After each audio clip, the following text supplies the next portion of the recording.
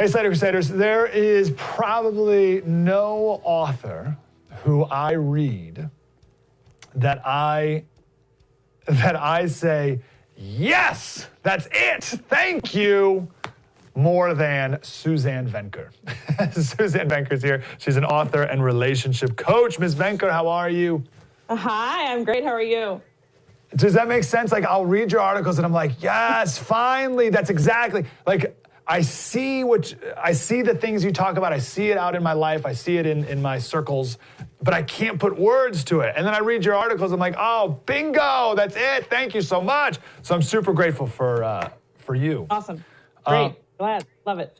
You have a new article here, Never Marry a Feminist. And you're quite bold as well, Suzanne. What was the foundation of this article? It's so easy to just get to the point. Right, why waste time? So what started this article for you? Where did it come from? Oh my gosh. Well, I had seen this new ad of a woman proposing to a man. And the reason why she did that is because she wanted to smash the patriarchy. And that sort of, it kind of went from there. And I was associating, I deal with this all the time. This is the stuff that I see all the time in my work, is people who are wanting to reverse roles to such a degree and having such a big degree and then having all these problems as a result. And whenever I see these articles, I'm just like, I got to tell you what's happening on my end. I got to tell you what I'm seeing and why this doesn't work. And don't be afraid of it. We have to deal with the reality of human desire. Oh, so good. Okay, I want to get back to human desire. I love this line. Okay. You say, when it comes to love and marriage, couples typically fall into one of two groups: those who embrace tradition and those who do not. What are some traditions? How do we embrace tradition? And then what are some ways that those who don't? So I always struggle with that word because people don't exactly always know what that means. But all I basically mean is that there's a reason why relationships have always functioned along traditional, conventional roles very easily. And that is because men and women are biologically different. We are not equal as in the same, which is what equality has come to mean. And all we have to do is look down to see how different we are. And those differences that we have anatomically are also up here in our head, the way we think, the way we behave, what we want, what we desire, what we need. And there is no attention paid to that. But if you are schooled in those differences, you're going to find your relationship to be very, very smooth sailing. And the more you are fighting against that, the more you're going to struggle. And with that particular concept of women proposing to men, and her reasoning for it was to smash the patriarchy, I was trying to say, look, if you're going to enter marriage already from the get-go with this attitude that it's a patriarchal institution, rather than understanding that it's really based on biological differences, you're never going to make it.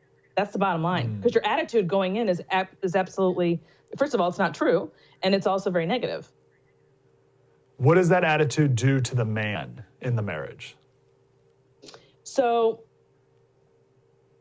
a man's desire and need to provide for and protect his family is innate. It is that way whether it's 1919 or 2019, or I guess we're 2020 now. I got to start saying that. So it doesn't, that doesn't go away. So just because we change as a society doesn't have anything to do with human nature. Human nature doesn't change.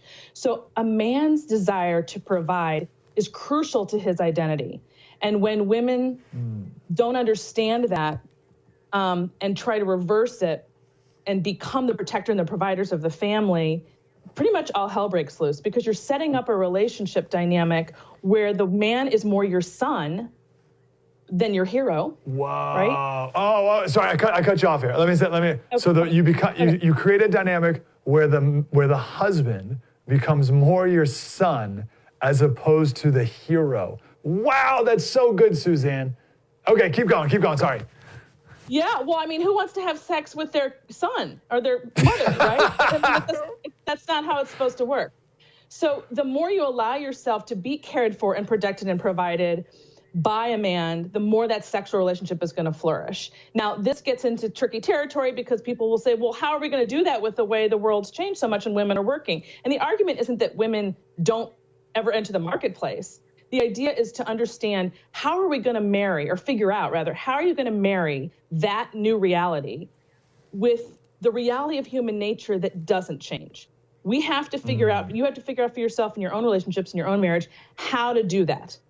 All I know is that from my end, for like, all of my coaching sessions have the same underlying problem, that they entered marriage thinking that sexual equality was real. You know, equality meaning sameness or interchangeability between the sexes. And they proceeded accordingly. And after so many years have gone by, give it maybe 10 years, they have the kids, of course, and they're moving on with their relationship, and it's changed because they haven't allowed this traditional, what I'm using as a traditional dynamic, to flourish. Okay, so amazing. So you mentioned a man's desire to provide and protect. What's the woman's desire? So a woman's pretty much and again, this is a generalization. There's always exceptions to the rule, and I'm always hearing about those exceptions. I don't talk to exceptions. I want to talk to the rule. But, the majority needs attention too. Not all the minorities need all the attention. We need to focus on most people. And most people, most women, get their identity through their relationships. That's where they feel fed. That's why they intuit and they relate and they want to talk endlessly and they want to feel. And that's a wonderful thing. That tends to come out through, that's sort of separate from the issue that mothering is also, for most women, an inherent desire that if they're not going to feel it at 25, they're absolutely going to feel it at 35. In fact, it's usually right around the age of 30 when all of a sudden those differences between men and women become glaring, because prior to that time, we do live kind of parallel lives. We're both working, doing our thing, go to school. But right around that age of 30, the woman's going to have this uh-oh moment that a man isn't. And at that point, you realize, wow, the ability, our reproduction really does divide us. So it's really all about sexuality, sex between a man and a woman and desire and what makes that work, as well as reproduction. And if you focus more and understand how that works, everything kind of can shift about the way you map out your life and who you want to be with and how you proceed in the relationship. It's like a game changer. Wow. Okay, so what about when you do have kids? You mentioned, I think in this article, or maybe one of your others, I'm putting them together. How does having kids change or reveal the dynamics? Because the way you're going to parent, if you're a woman, is to mother, and the way you're going to parent, if you're a man, is to father. And mothering and fathering are distinct things. They're not the same. We shouldn't call it parenting. We should call it mothering and fathering. So a mother is going to want to hold and caress and take care of. And of course, it all starts with doing that, right? Because you're physically feeding them from your body. And it just proceeds from there, where you're going to be, as a mother, more concerned with, how's my little child feeling? Whereas the husband's more about rough and tumble play and, get up if you get hurt and move forward. And there's just a whole different way of doing things. And then on top of that, women want to work less once they have children, and men want to work more.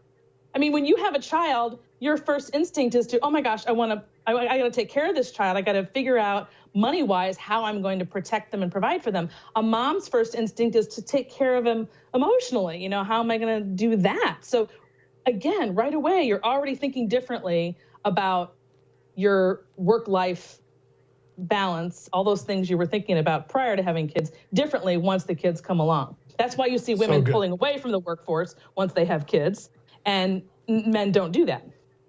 Which feminists say is a bad thing. This is one reason why I love your writing so much, is because you embrace these things, right? You embrace these things that we know are true, that we're told we need to run away from.